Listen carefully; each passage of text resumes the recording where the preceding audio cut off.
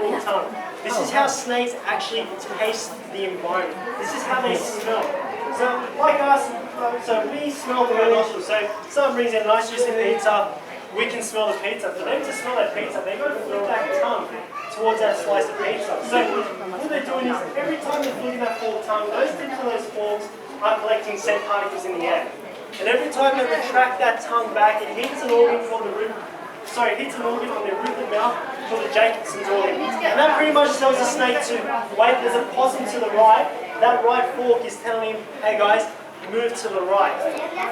So there's a possum up on the tree. He starts flicking that forked tongue. He can smell the possum up high. So he's pretty much triangulating the position of where the possum is and realizes up in the tree. So what he does, he starts climbing up the tree, starts to, there we go, wrap himself around, as you can see his head's over here, and starts to make his way up the tree.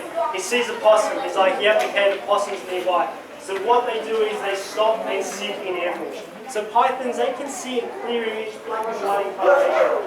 The reason why they can see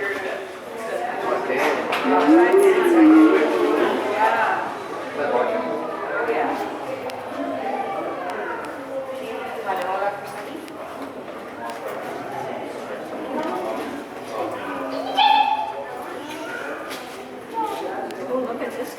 He's out.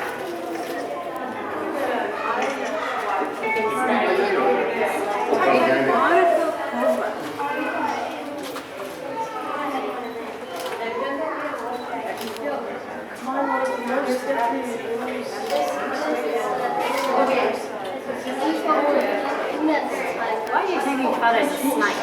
I don't like snakes.